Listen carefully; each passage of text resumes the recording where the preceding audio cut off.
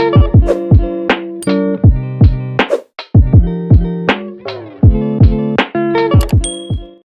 पल के गुस्से से प्यार भरा रिश्ता बिखर जाता है।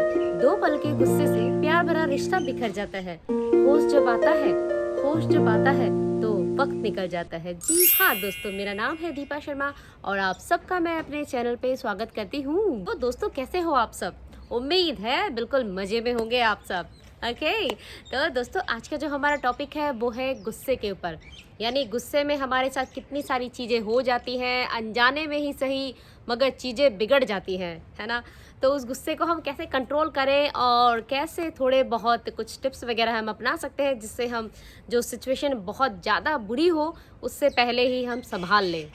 ओके, तो दोस्तों चलो शुरू करते हैं। सबसे पहले कि हम क्या करें, किस तरह से हम अपने गुस्से को कंट्रोल कर लें। हालांकि गुस्सा कंट्रोल करना एक बहुत बड़ी बात है, मामूली चीज़ नहीं है गुस्सा कंट्रोल करना। सबसे पहले तो दोस्तों कभी भी गुस्सा अगर हमें आए तो नंबर 1 हमें क्या करना चाहिए कि हमें उसी टाइम पे ना ब्रीदिंग एक्सरसाइज, या तो आप ना बैकवर्ड काउंटिंग कर लो 10 से 1 तक। जब तक आप 1 तक पहुंचोगे तब तक थोड़े से ठंडे हो जाओगे, है ना। तो ट्राई करो ये चीज़ करने की, क्योंकि आपको पता है अगर आपने कुछ ऐसे रिएक्शन दे दिए हैं तो उसके बाद तो सिचुएशन अंडर कंट्रोल होना तो भूल ही जाओ, पता ही नहीं क्या होने वाला उसके बाद तो। ओके, तो ट्राई करो। सबसे पहला नंबर 1 यही है कि आप उस टाइम पे ब्रीदिंग एक्सरसाइज करो, बहुत ज़रूरी है। उसके अलावा नंबर 2 पे क्या है, नंबर 2 पे ये है दोस्तों, कई बार क्या होता है कि हम रिएक्शन बड़ी जल्दी दे देते हैं, क्योंकि क्या चीज़ होने वाली है वो नहीं पता। बस किसी ने कुछ कह दिया और बस भैया तन बदन में आग लग गई। उसके बाद तो क्या ऐसे कैसे मुझे कह दिया, अब देख मैं तुझे बताता हूँ, अब देख मैं तुझे कुछ कहता हूँ। फ़ायदा तो कुछ होता नहीं है उसका, है ना। क्योंकि जितना भी गुस्सा कर लो अल्टीमेटली वो गुस्सा हमें ही तकलीफ देता है फिर। और वो कहते भी है ना कि क्रोध क्या होता है, मूर्खता से शुरू होता है और पछतावे पे जाके ख़त्म होता है। बिल्कुल सही बात है, क्योंकि हम लोग शुरू तो करते हैं कि भैया हमें ये करना है, वो करना है, ऐसे बोलना है, ये बोलना है, वो बोलना है। उसके बाद में सिर्फ पछतावे के अलावा हमारे पास कुछ नहीं रहता। तो दोस्तों ऐसी सिचुएशन में क्यों उलझना फालतू में, है ना, कि आपको किसी चीज़ के लिए फिर जब बाद में जाके पछतावा होना पड़े। तो उससे बढ़िया है पहले सिचुएशन कंट्रोल में कर लो, है ना। कई बार क्या होता है कि हम ज़बरदस्ती की चीज़ों में भी उलझ जाते हैं। भैया कहीं पे चले जा रहे रास्ते में गाड़ियों से, कोई अचानक से कहीं ट्रैफिक जाम में किसी बंदे ने नीचे पीछे से निकाल के गाड़ी आगे अपना ले गया।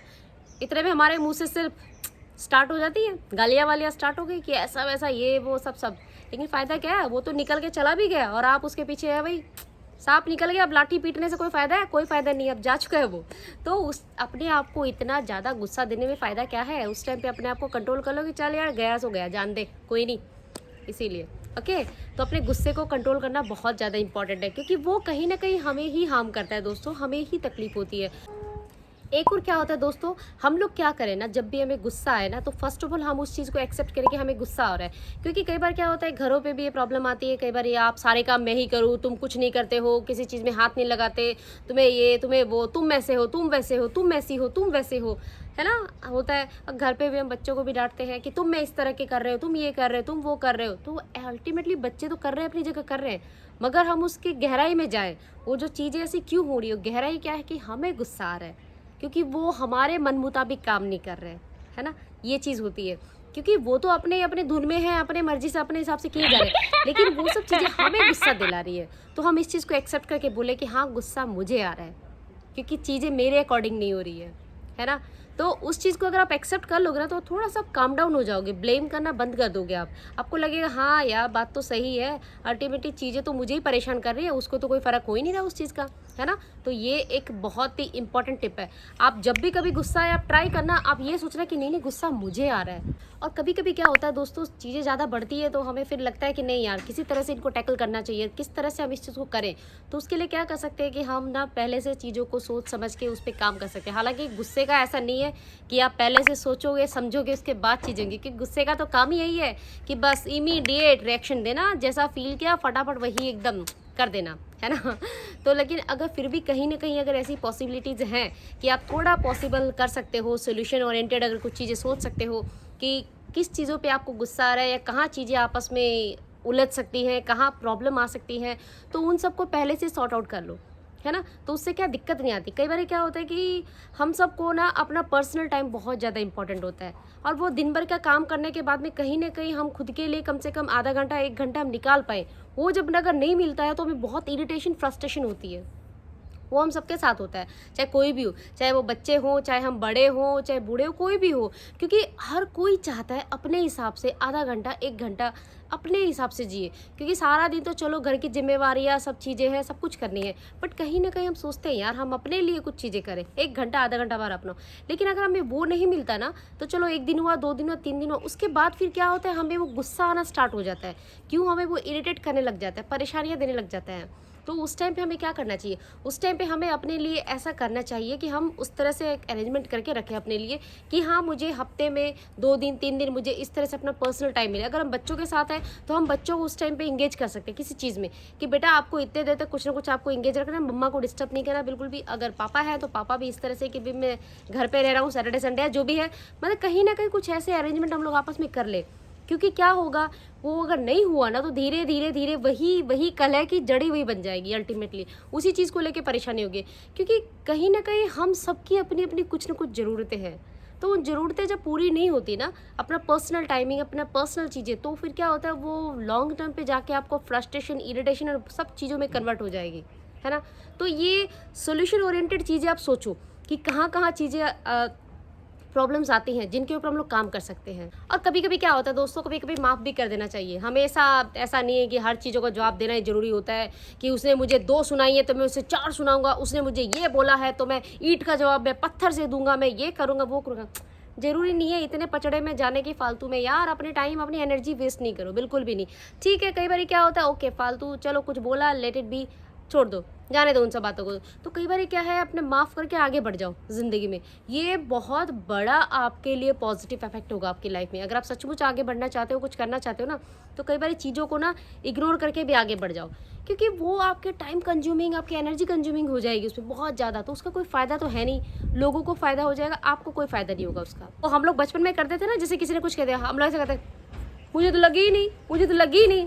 तो कई बार बच्चे बन लो यार, कोई बात नहीं, किसी ने अगर कुछ कह भी दिया तो झाड़ दो, आगे बढ़ जाओ। है ना। आप भी बोलोगे क्या बच्चों वाली चीज़ें, लेकिन दोस्तों अगर बच्चों वाली चीज़ें नहीं करेंगे तो बड़े बन बन के भी क्या कर लिया हमने, कौन सा बड़ा तीर उखाड़ लिया हमने, कुछ करा है? तो कोई बात नहीं, कभी कभी बच्चे भी बन जाने चाहिए। और वैसे भी जब चीज़ों का सोल्यूशन बच्चे बन के निकल सकता है, तो बड़े बन के क्या रखा है उन सब चीज़ों में, तो कर सकते हैं। और कभी कभी क्या होता है दोस्तों, चलो गुस्सा रहा, फ्रस्ट्रेशन रहा, मतलब थोड़ी बहुत प्रॉब्लम रही, ये सब चीज़ें हुई, सब ठीक है, मगर कभी कभी क्या होता है, ये लॉन्ग टर्म पे अगर कंटिन्यू चल जाती ना ये सब चीज़ें, तो कहीं ना कहीं जाके फिर डिप्रेशन का रूप ले लेती हैं। तो दोस्तों ऐसी भयानक सिचुएशन नहीं आए कि आपकी चीज़ें यहाँ तक पहुँच जाए, तो उससे पहले ही ना आप इस चीज़ पे कंट्रोल कर लेना।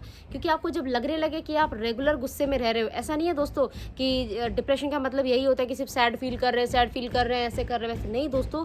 अगर कोई बहुत ज़्यादा गुस्सा भी कर रहा है ना, और बहुत ज़्यादा इरिटेट रह रहा है, हर वक्त कुछ ना कुछ प्रॉब्लम में रह रहा है, तो दोस्तों कहीं ना कहीं वो डिप्रेशन भी हो सकती है उसके लिए। वो समझ नहीं पा रहा है उस चीज़ को, वो नहीं समझ पा रहा है, लेकिन इसको जो फैमिली मेम्बर है, जो उसके क्लोज वन है, उस चीज़ को समझे और उसको डॉक्टर को जरूर दिखाए। क्योंकि कई बार क्या होता है, हम वो जो गुस्सा होता है ना, वो कहीं ना कहीं वो अकेलेपन का शिकार होता है, वो अपने आप को कहीं ना कहीं अकेला फील करता है, वो भीड़ में रह के भी अपने आप को तन्हा महसूस करता है। तो कहीं ना कहीं उसको एक साथी की ज़रूरत होती है, जो उसकी बात सुन सके, जो उसकी बातें एटलीस्ट समझ सके कि वो क्या कहना चाह रहा है, क्यों गुस्से में है। कई बार वो गुस्सा भी एक झूठा दिखावा होता है, जस्ट अटेंशन ग्रैब करने के लिए, कि मुझे कोई देखने आया, मुझसे बातें करने आया कि बेटा तू क्यों गुस्सा है, भाई तू क्यों गुस्सा है, या फ्रेंड तुम क्यों गुस्सा हो, कुछ भी। तो कहीं ना ये चीज़ भी होती है दोस्तों। तो अगर वो चीज़ें लॉन्ग टर्म तक अगर रह जाए तो वो सही नहीं होती है। तो जितने जल्दी हो सके डॉक्टर का ज़रूर कंसल्ट करना चाहिए, क्योंकि आजकल के टाइम में डिप्रेशन इतनी इतनी ज़्यादा हो रही है सबको, बहुत ज़्यादा चीज़ें, तो उसको ऐसे अवॉइड नहीं करना चाहिए। क्योंकि वो थोड़ी सी चीज़ों को ना अगर ठीक टाइम पे अगर हम लोग ट्रीट कर लेंगे ना, तो वो ज़्यादा बड़ी नहीं होएगी। क्योंकि अगर बढ़ती चली जाएगी तो वो काफ़ी बुरी सिचुएशन आ सकती है, वो फिर काफ़ी टाइम ले लेती ठीक करने में। तो इससे बेहतर है कि गुस्सा हमेशा सिर्फ ऐसा नहीं होता, गुस्से को कई बार उसका दूसरा रूप भी हो सकता है। तो बेटर अगर आपको कोई आसपास आपके कोई ऐसा है जो आपको लगता है कि कहीं ना कहीं इस तरह की सिचुएशन में है और गुस्से में रह रहा है, तो प्लीज़ आप बहुत जल्द उसका ध्यान रखो और जल्दी से जल्दी आप उसको डॉक्टर को दिखाओ, क्योंकि वो खुद नहीं समझ पा रहा है ना कि उसके साथ क्या हो रहा है। उसे तो लग रहा है मैं बस ठीक हूँ, हाँ मैं नॉर्मल में गुस्सा कर रहा हूँ, मगर वो कहीं ना कहीं डिप्रेशन का शिकार हो सकता है दोस्तों।